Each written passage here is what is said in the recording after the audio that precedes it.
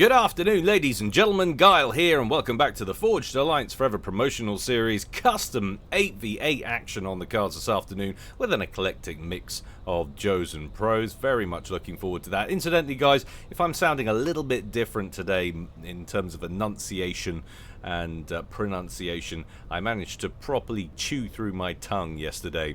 I had a particularly thick, chewy piece of French stick loaf for lunch. And yeah, misjudged my my overbite ever slightly, and yeah, now my I feel like Jamie Oliver. My tongue's too big for my mouth.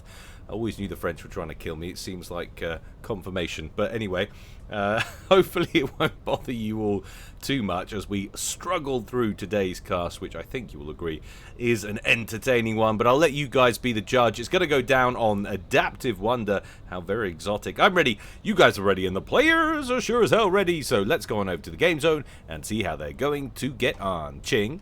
Ka-ching. Instant loading. It's going to be a good one. We'll call this Team 1 up here at the top. There's Team 2 down here at the bottom. Going first for Team 1. Rearguard air position, if there is such a thing.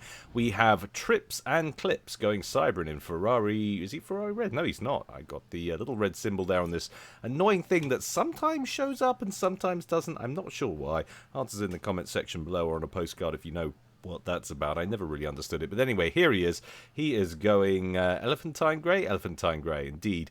Going Cybran, opening first land. Let's check out the front row, which is essentially everybody else.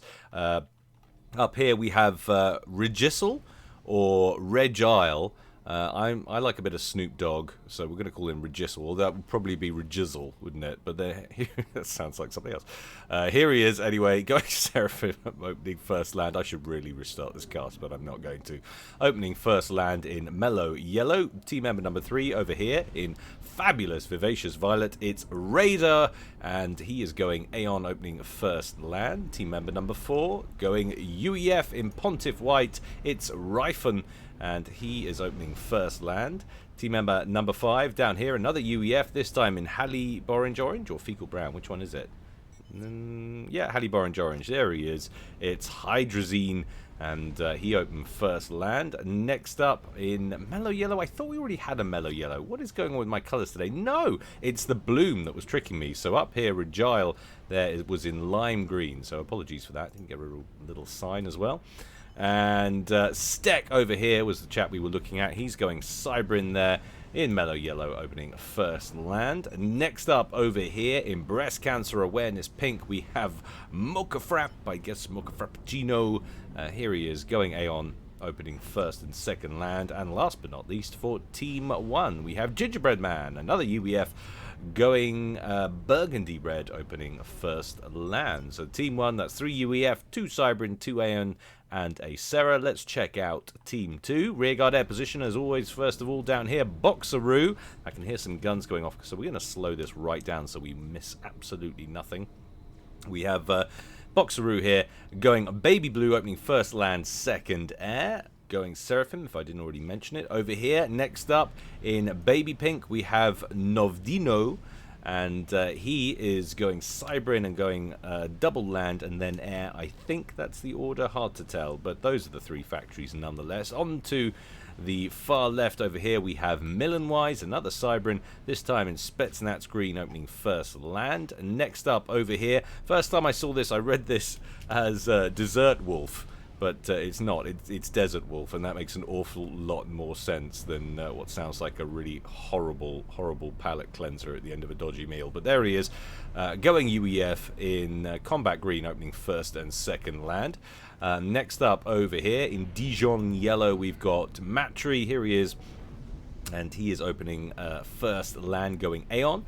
Next to him, going Seraphim, it's Matry, but blue. There we go. Must be related in some way, shape, or form to his teammate there, just across the way. And he is going Electric Blue there, funnily enough, with his name. Going Seraphim, opening first and second land. Next up on the move, already leaving his base as well, it's Sapia, another Cybran, this time in Lurid Green, and he's opening first and second land. And last but not least, up here, it's Omnihaven. Better be in charge of all things radar today. Here he is with a name like that, going Seraphim in Regal Purple, opening first land. So Team 2 is 3 Cybrins, 3 Serras, a UEF, and an an Aeon, 1 Aeon. I'm trying to get the numbers right there. Game quality at 93%. That's what we consider to be a balanced game as far as we're concerned, so we're happy with that. And you know what else we're happy with? All of the introductions, so we can go straight to the games. Did you hear that there? I totally fumbled that word. It's so frustrating. I cannot begin to tell you. Hopefully it doesn't annoy you as much as it's annoying me. Let's speed things up now as the ACUs begin to fall upon the middle like an Astartes who has seen some alien that needs gizzling. I don't know where I was going with that analogy. But anyway, Stek makes it up to the crater. He's going to get on some reclaiming soon enough. There he goes. Managed to pick off a couple of little units. They look like combat scouts there from someone on Team 2. Ryphon and Hydrazine also pushing up towards the middle, getting their first scoopage on for the reclaim. Sapir coming towards the middle. Matry but Blue looked like he was going to feast on some rocks, but he seems to have gone AFK for the time being. And some engineers doing the job up front there for the regular Matry. He's still got his comm in the base. Getting a gun upgrade there, actually. 30% done there, flying up nicely. So when he turns up to the middle, that's going to be ruining the party for everybody on Team 1. Regisel over here getting himself a mass extractor. In fact, you know what we really need? We really need a bit of the old mini-map, because I know how you like it. And to be honest, I need it. I have a hard enough time not missing things as it is. Things going down in the center between Hydrazine, Matry Blue, and Sapir. We've also got a cheeky little T1 bomber out harassing the engineers there for Mocha. The bomber itself there is from Novdino.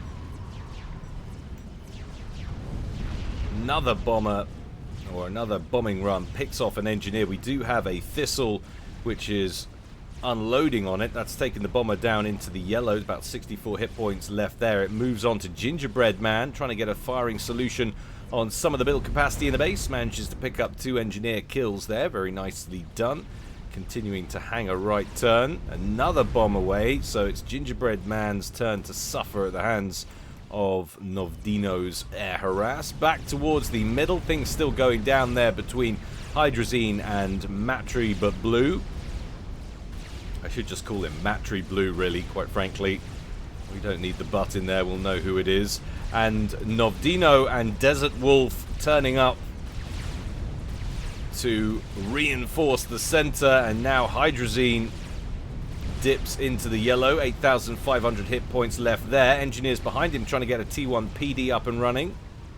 Give him a little safe port of call. Ooh, that bomber, that's a new one actually.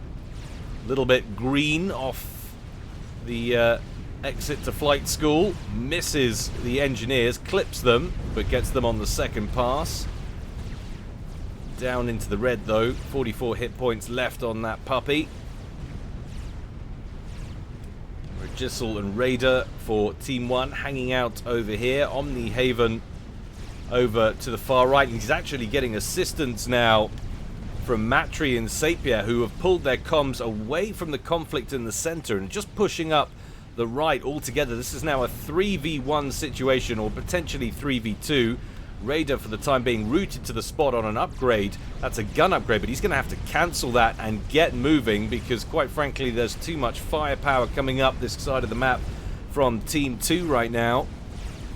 Sapir and Matry advancing along with Omnihaven, and a fair amount of T1 ground spam as well to assist.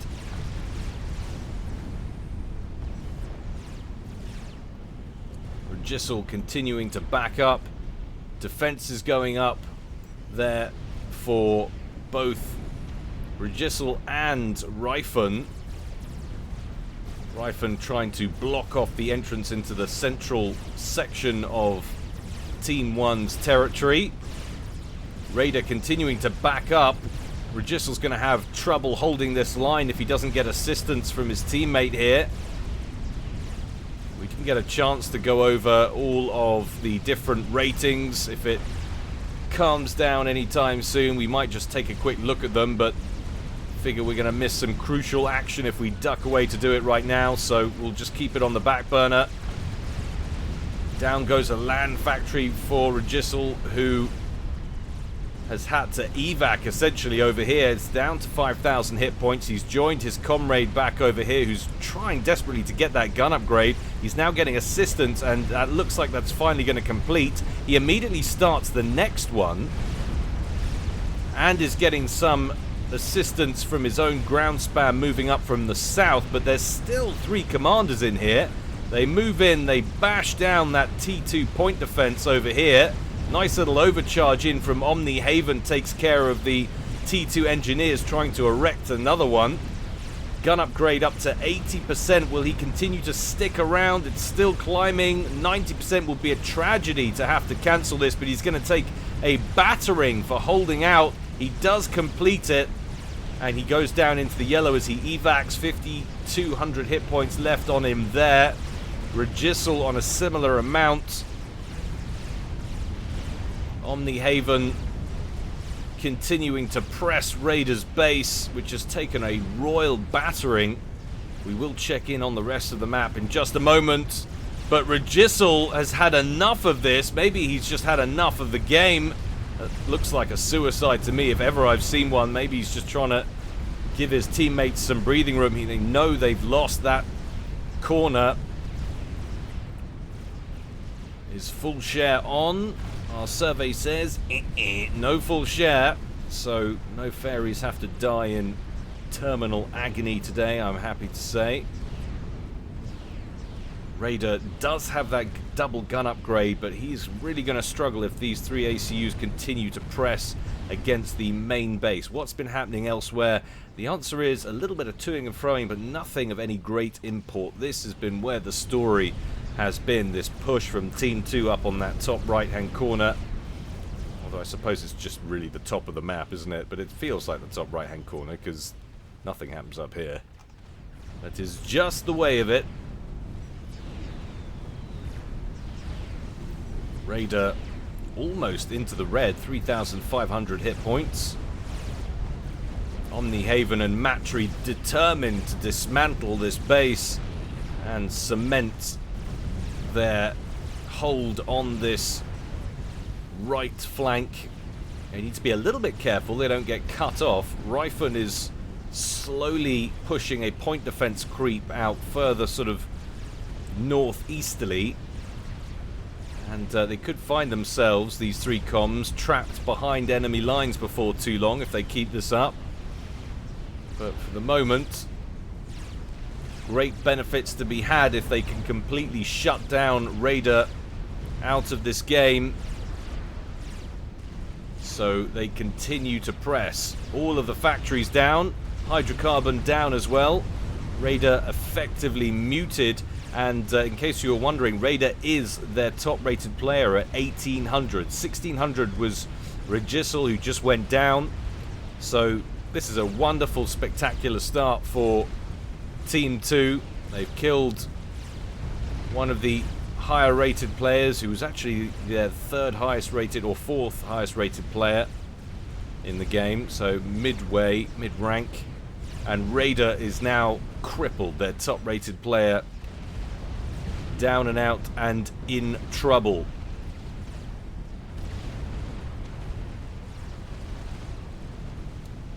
Ginger Man applying some pressure, but we've got 3 commanders bunched together down there from Team 2.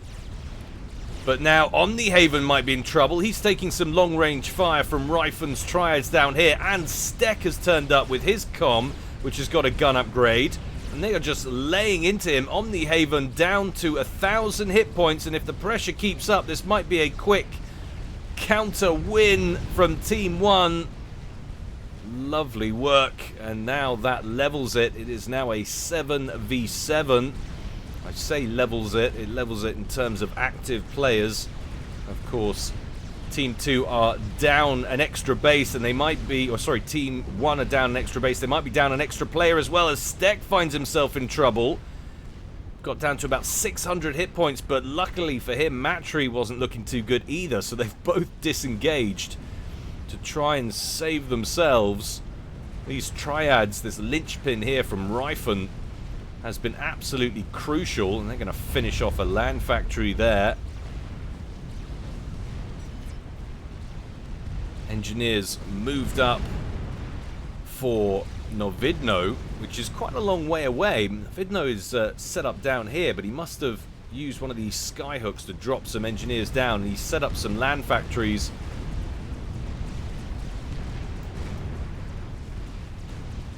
right on the edge of this line. Sapir hanging around as well, but look at this massive surge of T1 spam. Sapir cutting through the defenses of Ryfun. That's not great for your army's health, generally speaking. Look at the sheer amount of point defense we've got dotted around from Ryfun, looking to completely lock down the section of the map.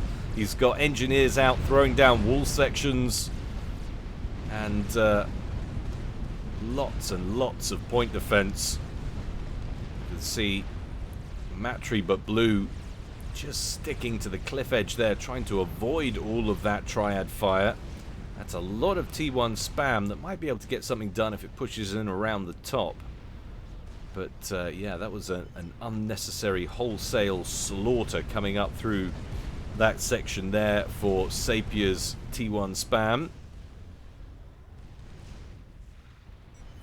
Shield upgrade for Desert Wolf, 40% done there, and this has changed in complexion somewhat since we've been away. 2 Cybran, unupgraded admittedly, shields over on this western flank. Millenwise and Desert Wolf loitering under those for safety. Gingerbread Man pretty much all by his lonesome, just fending off against these two. He's got the odd Flapjack here, although they've strolled into Cerberus turret range, which is less than ideal.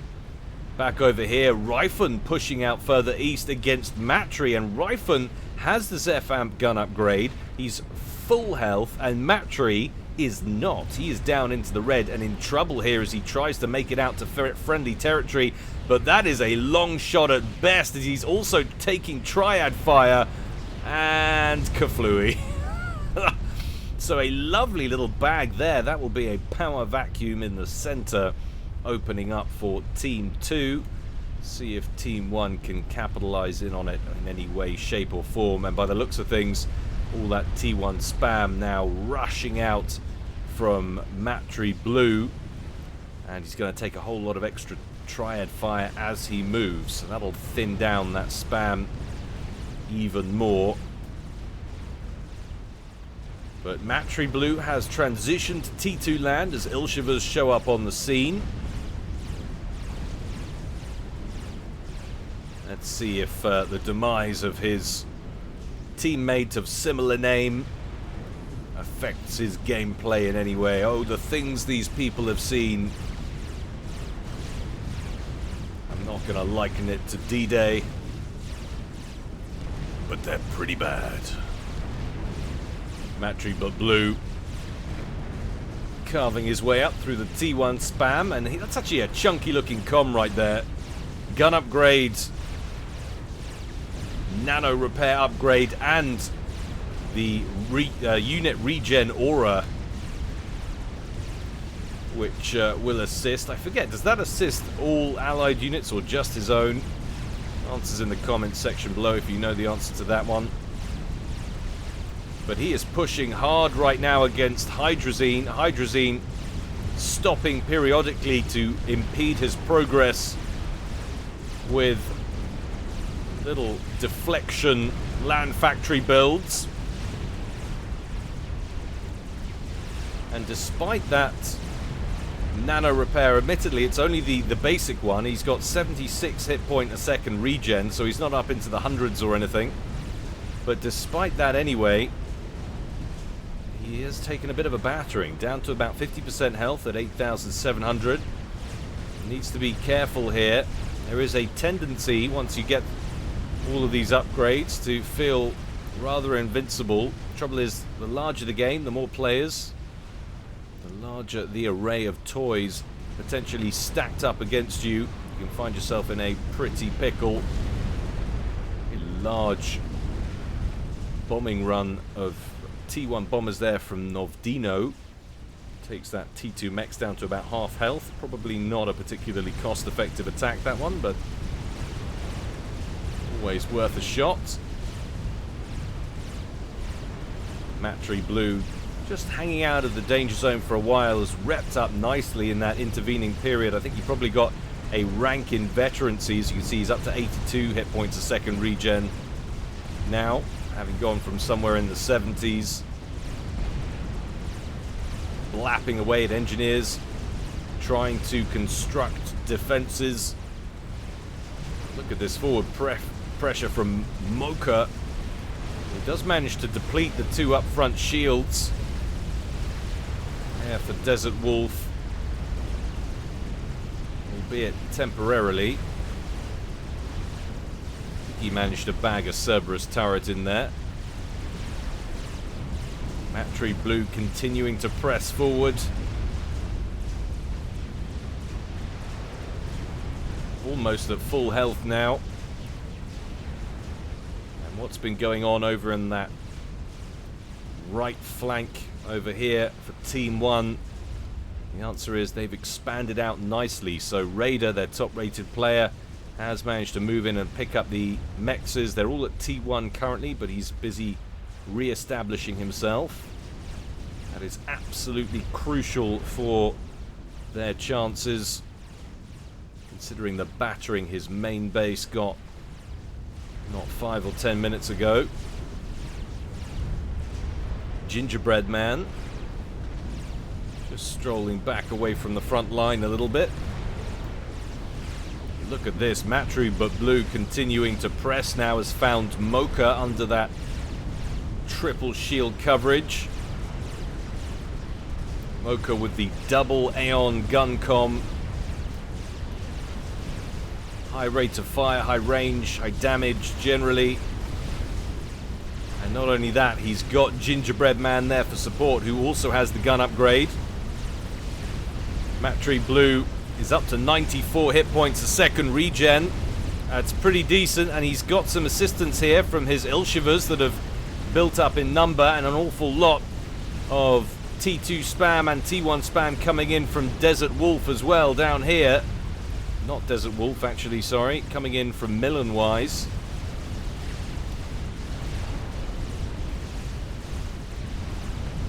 Steck comes in to join the fun. Moko on about 8,800. Matry Blue still looking a little bit peaky on 7,600. He's going to stop to help Desert Wolf complete a shield gen. And ever so slowly, there's a bit of an inching forward over here on this left flank for Team 2. Bit by bit, can they sustain it is the question. Gingerbread Man moves in to prevent that from happening, if at all possible. He's got lots of mongoose back here. Solid range. Mocha piling pressure in on that commander. The shield goes down. Matry Blue vulnerable once more. Overcharge in from Gingerbread Man. Matry Blue still sticking it out up front. Happy with the amount of incoming fire that he can tank it. Should be very wary now. He's dropped into the red, and look at that volley of mongoose fire back here. If they manage to do him as well, 19 minutes, he could be going home in a body bag, or rather an urn of irradiated ashes. Matry Blue bows out, the next one to die after his beloved teammate of similar name. So that's an even larger power vacuum in the center there. But oh my goodness, Mocha goes down to Raider not a few seconds later. Somewhere in that blaze. So just when Team 1 think that they're getting up ahead of steam, they lose one as well. But it is still 6-5 players in their favor. Goodness gracious me. So it can't have been to Raider, excuse me. Raider's on the same team up there. Wonder who actually bagged the kill there. Answers on the in the comment section, guys, if you caught that one. It's always difficult in these 8v8 games not to miss stuff. Especially true in the early phases.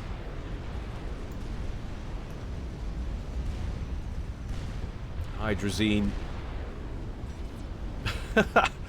busy producing defenses and naming them, because he's clearly not got enough on his plate. Killer and you are an idiot. That's you would definitely know you weren't the favorite son if you were a triad and that was the naming convention. ASF numbers looking good there for trips and clips. We haven't spoken much about the air players because they haven't featured massively in this game so far. Let's do a quick ASF count though. 52 for trips, and his mirror down here, Boxer, at 45. So a small advantage there for Team 1. Omnihaven getting a ping down there.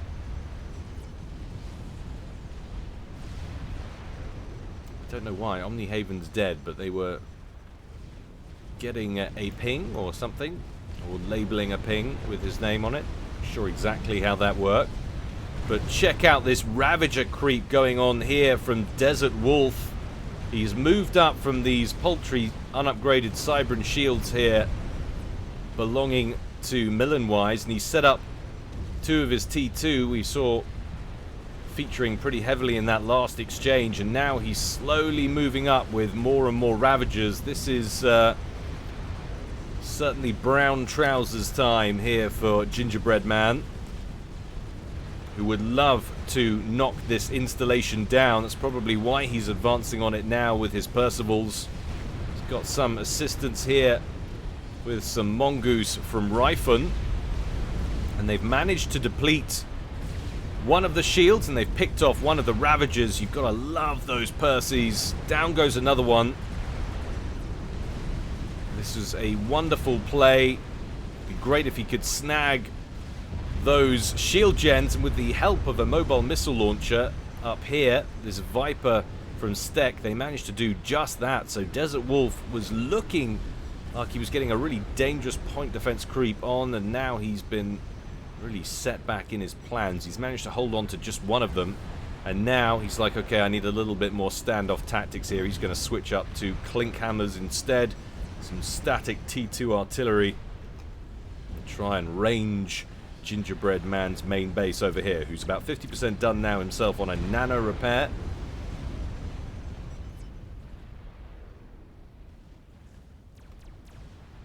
What's going on elsewhere?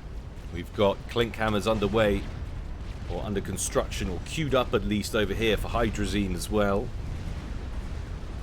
So definitely starting to move to that phase of the game. The battle lines are drawn. No Man's Land featuring not quite down the middle of the map, sort of snaking up, clipping a little bit of Team 1's territory. The Percivals for Gingerbread Man move forward once again, and Desert Wolf just can't get set up here. This is good solid harassment from Gingerbread Man, picking his timings very well indeed. Once you get to Percival tech like that and you're in range of the main base, it can be difficult to keep up, and that is with a commander with T3 engineering suite on board. Ooh, attack missile barrage in from Stek, going after Desert Wolf. Is it going to be successful? Oh, the personal shield saves him straight down to 3k hit points, but another volley comes right in afterwards, and down he goes. 24 minutes, almost on the nose. A wonderful little snipe from Stek. 6 tactical missile launchers in the main base, all under shield coverage. Bag the kill, and Gingerbread Man will be happy with that. Starts pushing out immediately against these much weaker unupgraded shields back here. There are, however, bricks lying in wait, and upon seeing that inbound fire, they think, yeah, maybe not just yet. Experimental completed right up here, right at the back, at this little experimental building station up here. I love this. He's got a stealth gen and everything, and a few hives. Sent some build capacity up here. This is this little nook corner that's out of the way, where we're going to construct experimentals, and then in a very team-like manner, we're going to just pass them off to our frontline battle brothers. You can tell I'm reading a reading a Warhammer 40,000 book right now. I think that's the second reference we've had so far in this cast. First one intentional, second one definitely not. Just the way it works. One cheeky whaler in up over the right-hand side there from Sapir, going after these T3 NGs, but they complete a Transcender, which is going to make his life difficult, but he should be able to kill all 3 NGs if he sticks around. He thinks, nah, maybe not. Going to back on up. There are more engineers over here working on more SAMs and tactical missile launchers, so good defensive emplacements going up on that corner there for Raider. Gingerbread Man still taking fire from T1 bombers from Nodvidno, and I think we can finally stop to take a look at how things have gone eco-wise. And it's more or less neck and neck, 727 versus 725. Remember, we have had some of these bases being recycled back into circulation. Definitely more so the case there for Team 2, who have lost half of their 8 players. They are down to just 4. It is actually a 4v6 right now after the demise of Desert Wolf down here from that very nicely timed tac missile snipe while he was outside shield coverage. Monkey Lord pushing back into this little trio of shield gens down here. This is what it looks like from Team 2's perspective, and they have spotted it already, so they knew it was coming. So this is Omni Haven from beyond the grave pinging here to alert his teammates to the inbound danger. Microwave laser incinerating those bricks up front.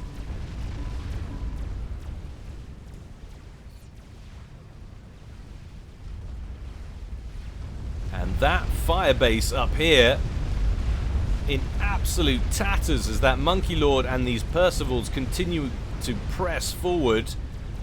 Where's the next port of call? Well, Millenwise's main base is down here, and there's not a lot in it to repel this attack. He's going to need some help, and he's going to need some quickly. That might help. An experimental bomber from Boxeroo in the backfield there, almost complete. 52,000 hit points. The total build, it's at about 48,000 and climbing rapidly. The Monkey Lord breaks off to push more towards the center. I think, knowing what we know about that, that's a mistake. If he'd stuck with the Percivals, they could have wiped this base out. Now they look like they're in danger of doing neither wiping this base out or the middle section. 35,000 hit points left on that Monkey Lord. Where's the experimental bomber going? Is it going after these units? It looks like it might be going deep straight in towards Gingerbread Man and his main base up here. It releases its bomb. Gingerbread Man rolls deeper. The front shield gets taken out completely. Experimental bomber takes quite a bit of fire though. There are some flares in here and a decent amount of flak. Will that persuade him not to go in again? It looks like it might. Either that or this horde of ASFs here belonging to Trips might be the deciding factor. Monkey Lord still needs deading. Awasar comes to oblige. Gets some assistance as well from some strap bombers over the top. Monkey Lord down to 8,700 hit points. Can still do a decent amount of damage though. Doesn't hang about to kill the factories. And see you later. Down he goes at 28, almost 29 minutes. The first experimental in the game to be built meets its demise. Are we going to get a ASF battle brewing over the middle? Perhaps not. So what looked like it was brewing to be quite the engagement down here. Sort of fizzled out in the end as the Monkey Lord pushed in towards the center. Millen-wise will be very happy with that. I think that was probably a mistake, though, from Raider. If he'd stuck with the Percivals, they could have basically wiped this base out. And there isn't actually that much going on in the center. Although he has managed to take out quite a few mexes in that pass. Mexes that were in the hands of Boxeroo, the air player. We all know how important late game air control can be. So that is probably why he moved in that direction. Easy target. The defense is on that right flank. But there's so many further in. And look at the spacing. Lots and lots of SAMs from Raider there. 25 of them in that little space. So you're not going to be wanting to hang out there with your experimental bomber longer than you have to. So took a quick option to soften up that front line a little bit and then got out. I respect that.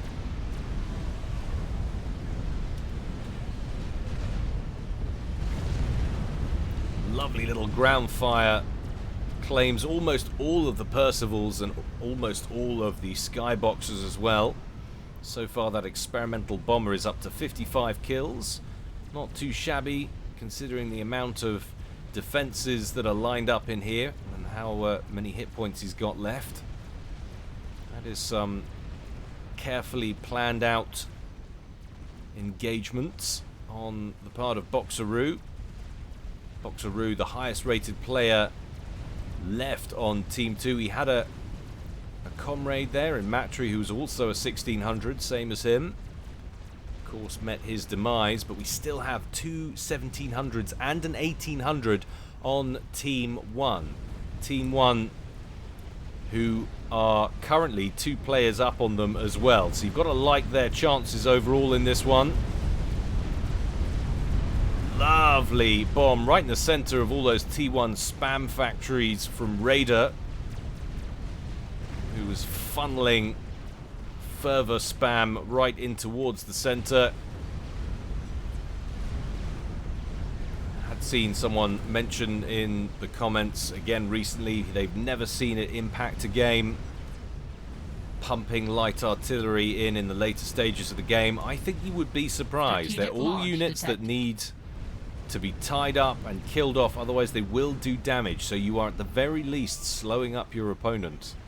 And sometimes, believe me, I've seen them dish out a decent amount of damage. But we have a nuke out there from Raider, I think. Maybe it was further back from Trips. But anyway, it's gone after Sapir, who had a nuke launcher himself and was almost done on building a missile. Oh! But down that goes. Sapir got his comm outside of the blast zone in time, but his base absolutely in pieces now.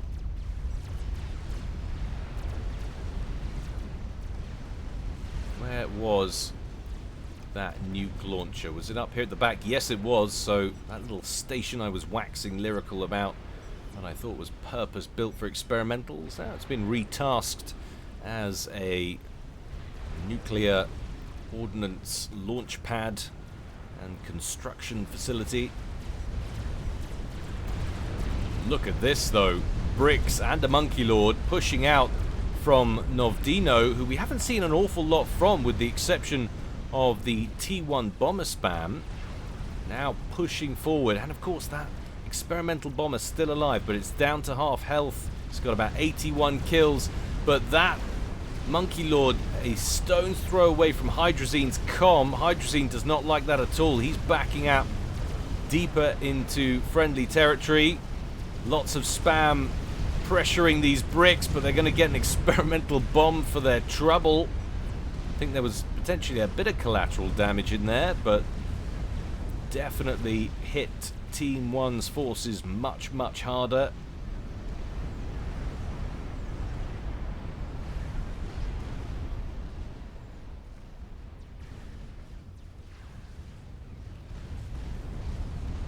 Fat Boy under construction for Ryphon. He's also started a Novak center. Novak centers featured heavily, guys, in a recent Patreon cast to quite a ridiculous degree. Highly recommend checking that out, guys, if you haven't already. Remember, just a mere $1 a month. GC over here for Raider, taking an experimental bomb and a ton of strap bombs as well. But what a wonderful job Boxeroo is doing, getting into place, dishing out the damage, and getting as much of his offensive weaponry back out again without absorbing too much inbound fire. That Awasar up to 124 kills now, still going. About 50% health, and he's still got all these strats as well. And Raider has had to back up with that Colossus, which is down to about 40k HP. Tell you what, they might be down a couple of players, but they're not lying down, Team 2. Far, far from it.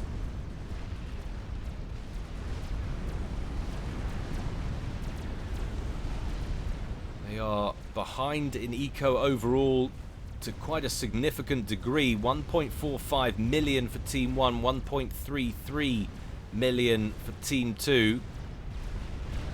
Team 2 getting it done, and the bomber finally succumbs, gets the experimental bomb away, and then crashes itself into Ryfan's base, but he's following it up with a few strap bombers, and they picked him off!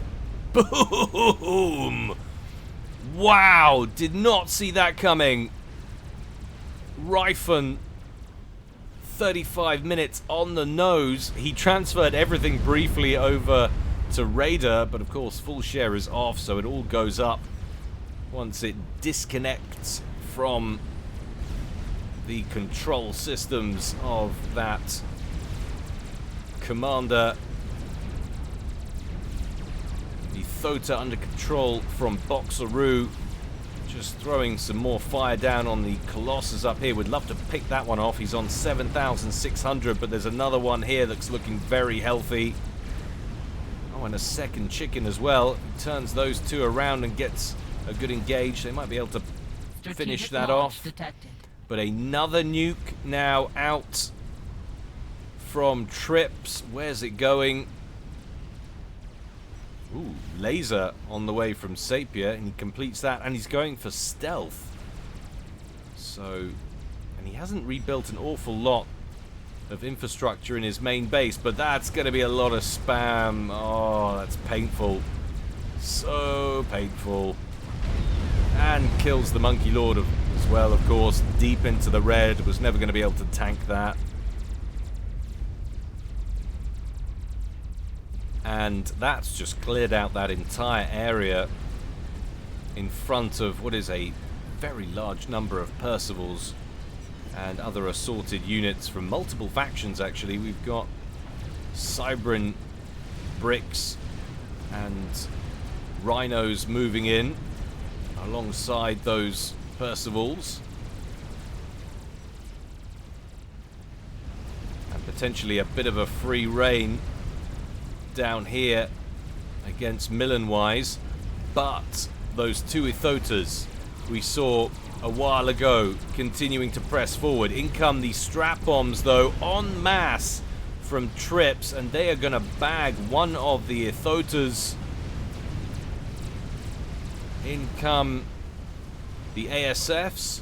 That's a bad engage initially for Boxeroo, who's been pretty flawless in this game so far, but are they going to get a good change of winds in the engage? Yes, no, I think that's still going better for Trips.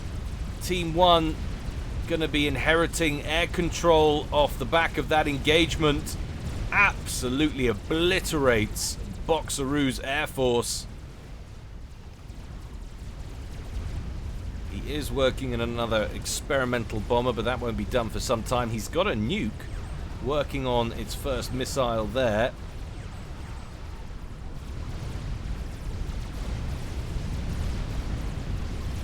And very interesting. So they did not all push down once again to that left corner. I think they're making a mistake with this. Determined to push in towards the center. But handily dealt with by Team 2. That just wasn't enough. We didn't get a chance to really focus in what was happening. The megalith here, which is fresh, so it hasn't taken any damage, but it's got 24 kills, so that obviously played a crucial part in that defense.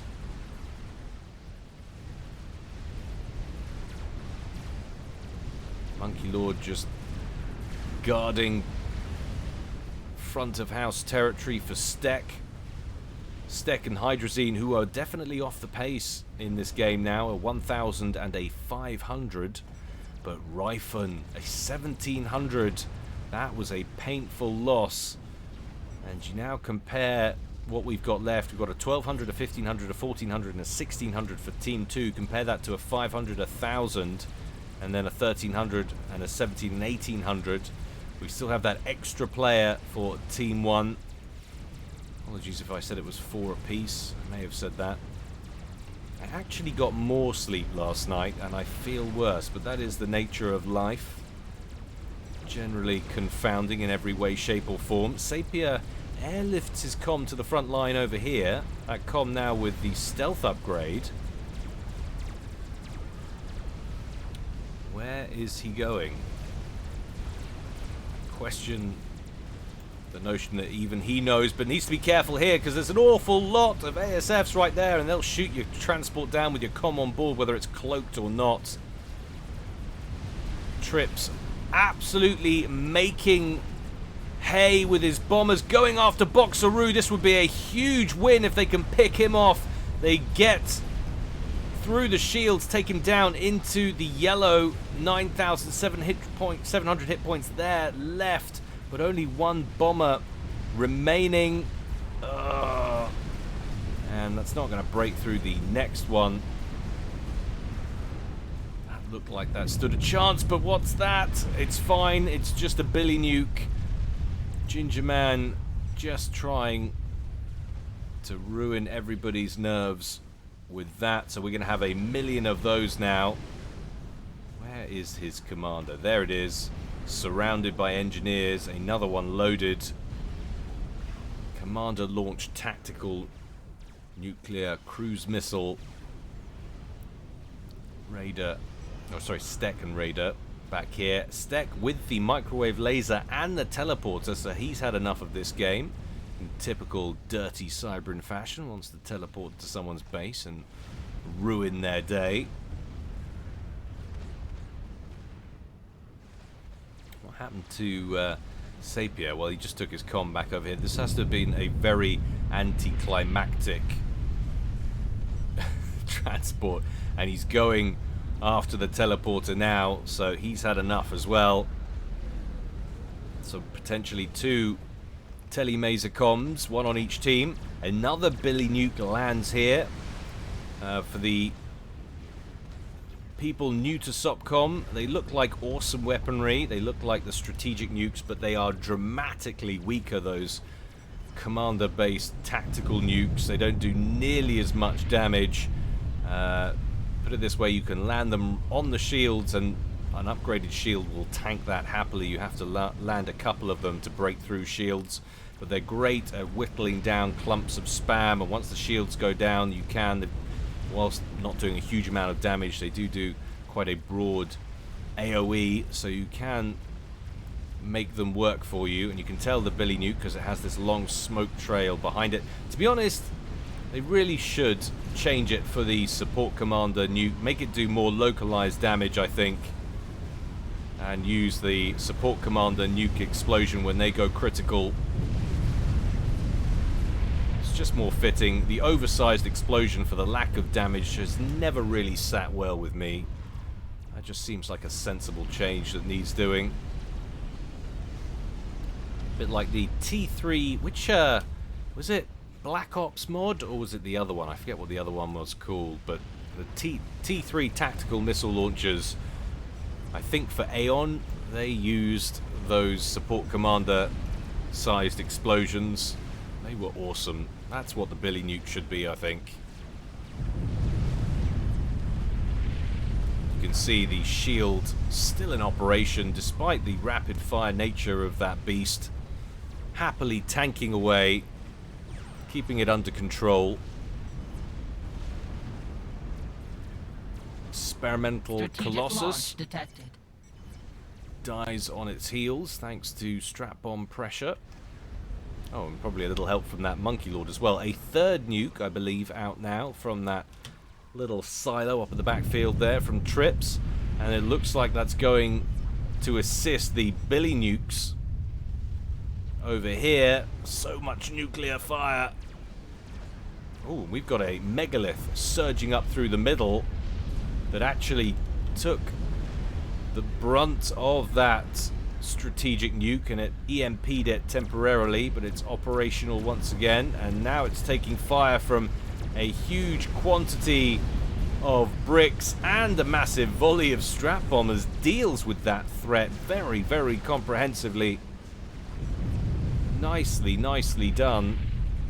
I do prefer the way Bloom looks on the game, but sometimes it's a little tricky to see what's going on when there's quite so many nukes going off. Raider pushing out now with 2 Colossus down that right-hand side. What's going on here? Attack pings up the top. Ooh, T3 artillery on the way.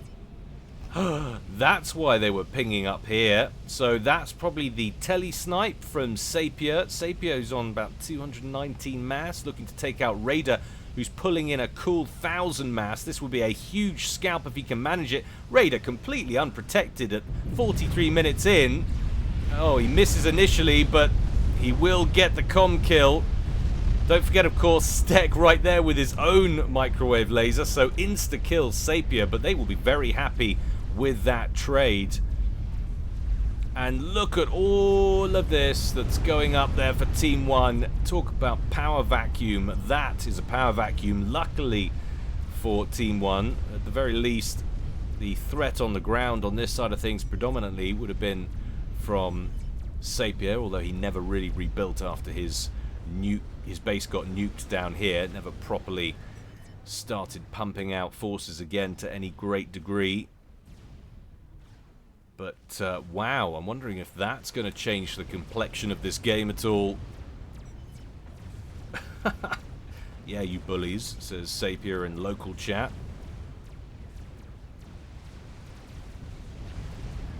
Boxer has his tele-snipe defense up and running. Yes, he does. Would you look at all of that? And he's got nano repair and T3 engineering suite. That's a pretty chunky looking comm. So if he is going to go for it, that would be a dangerous target selection. Question is, are there any better and more vulnerable targets to be had? Millenwise down here, he's all defended up with lots more T1 point defense on the way. Unlikely he's going to get taken out. And there's only 3 left now on Team 2. The other's Nodvidno. Or Novdino, sorry, not Nodvidno. A wave of strap bombs trying to reach the back here for Boxeroo, but there are so many SAMs defending that entry point. They don't get anywhere near it. Look at the amount of SAMs. It's like you're not coming over our territory with hostile intent. If you're an air unit, you're just not doing it. 57 SAMs dotted out everywhere there from Boxeroo. Very nicely done indeed. Stek has completed his teleporter and is receiving some fire from somewhere. It's not artillery fire, but base just took a hit. Maybe there are some strap bombs out from Boxer, but it doesn't look like he's rushing in for the snipe. Could certainly kill those bricks off with his Masercom. That would not be a taxing affair at all. And he does just that.